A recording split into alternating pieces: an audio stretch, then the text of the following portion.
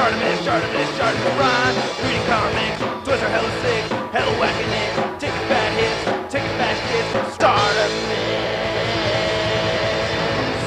subscribe for more things. And there's a seam going all the way down to his crotch. Hey, what's up you guys, Journalist Prime here doing another Transformers figure review on the Transformers Generations Rhinox Beast Wars figure from the 30th anniversary, even though it's still technically 2013 at the time of this recording, or at the time of the release of the figure. I picked this guy up at Big Bad Toy Store, so if you want to get him, you can find him there. Big! Get your big badass toys at BigBadToyStore.com. Click the link in the description below. So this is a Voyager class figure, and it comes in this cool packaging. It has this angled out over here. Pretty cool picture of Rhinox over here, and then you can see the figure in the packaging. Doesn't look too bad. I dig that. And then here's the side. I guess it's number 2 or series 2. Then we have the back of the packaging. You can see him in his beast mode, and here he is in his robot mode, looking pretty cool. And then here's a bio of Rhinox. If you want to go ahead and read that, you can pause it now. And then of course we have some stats on Rhinox right here at the bottom. So his highest one is courage, and then the lowest one is speed, which makes sense because, you know, he's a rhino. So I'm very excited to have this figure. Let's crack him open. So here's a figure out of the packaging, and I find it to be awesome. Oh man, this is such a great representation of Rhinox, the original Rhinox. This is just beautiful. I really like the weapons. Very cool look. He does kind of have this rhino backpack thing over here, but not a big deal. I love what they did. So he does come with some instructions, and his legs are a bit wobbly. I do have to mention that. I do have my gripes about the figure, but overall, I mean, just look at it. That is fantastic. His instruction booklet is huge. So even though this is a Voyager class figure bigger than the Waspinator, he does not come with a comic, but yes, this is gigantic over here. And he does come with his 2 weapons, which are beautiful. Look at that detail in there, man. I'm very happy with this. That is nice. Nice sculpted detail in there. Very cool. And the screen plastic over here has this very metallic sheen to it. I think looks great. Nice sculpting on this part as well. I think it looks very cool, and it does have a function. It does function. So you just press this button over here and it spins around just like in the cartoon, except it doesn't shoot, you know, little energy pellets or anything. That is very nice. Same thing with this one over here. They're both the same thing. They're awesome. Now Rhinox has the same sculpt on each hand. He has these fingers kind of sticking outward like this, and it's a little bothersome because it kind of gets in the way from him holding this securely. You can see that like there's this gap right here, and I want to shove this all the way down like so, but I can't because his fingers are sticking out so far, so that's a little frustrating. But overall, he does hold them pretty well. And if you don't want him holding his guns, coincidentally, he does have these holes in the back of his arms over here. And I like to shove these in here, and you know, you could store them like that, which looks pretty cool. There he is with his weapons stored in his back, and I think that looks alright. That's not too shabby. It's not too bulky or anything. It does make him kind of lean forward a little bit more, but other than that, it's okay. I love the head sculpt for this guy. It is perfect. Nothing else to ask for. I love the gold paint applications.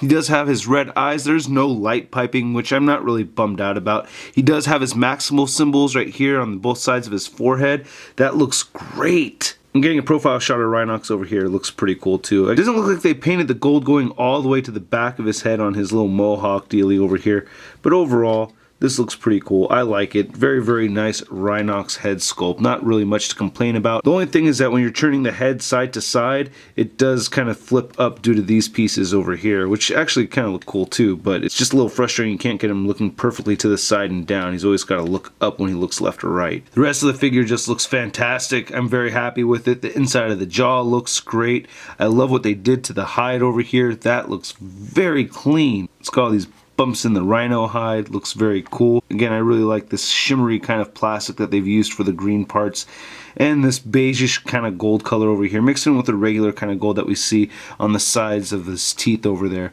Looks very nice. And then he has his flap thingy hanging down right over there, and then his legs look pretty much like rhino legs, and then we have his tiny little feet.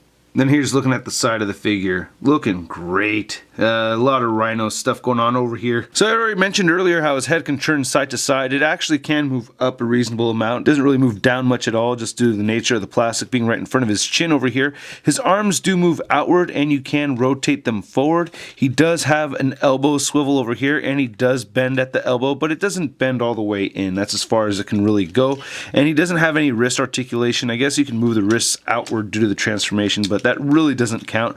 Now he does have a waist swivel. You do have to lift this flap up over here and then rotate side to side. So I do like we do get some movement over there. That's pretty cool. He does have hip joints that move all the way outward, and you can rotate them all the way forward. We also get an upper thigh swivel. He bends at the knee at about 90 degrees, which is pretty cool, and you can move his toes down a little bit like so, which is nice, and they can move up a little bit due to the transformation. And he does have an inward ankle pivot, which is great. So with Rhinox being a Voyager class figure, he stands at about 6.5 inches tall. Here he is next to his deluxe class enemy Waspinator, and they are just in perfect scale with each other. And here he is next to my Transmetals Rhinox figure from back in the day. And here he is next to the Marvel Universe Rhino figure and the Marvel Select Rhino. Here he is next to the TMNT Classic Collection Rocksteady figure. Rhino Party, yeah! So I'm going to skip the transformation of this figure. I'm going to have Bumblebee help us out. Will you take us away, Bumblebee?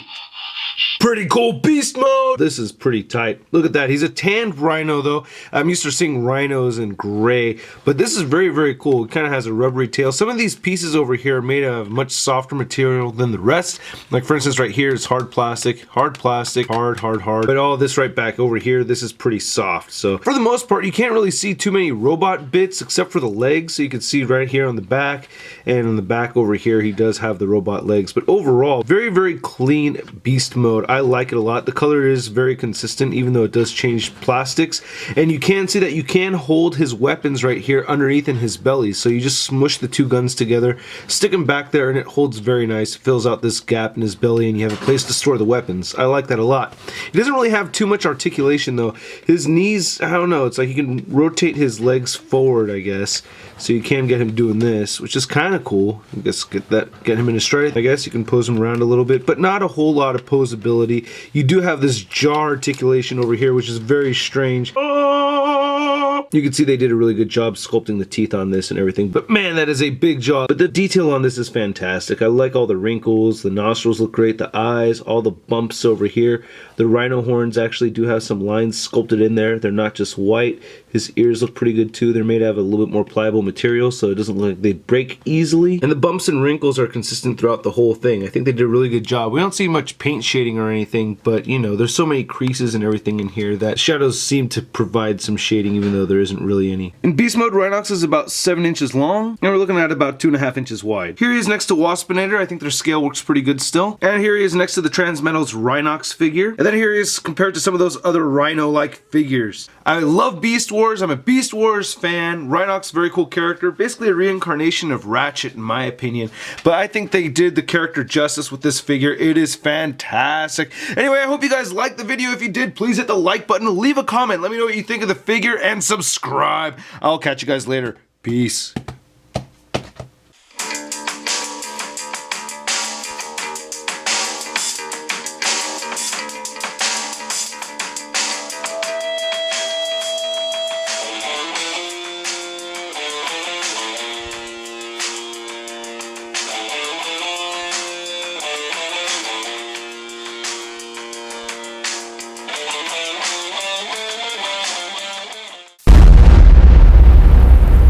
Crispy. Looks very... God damn, guinea pigs!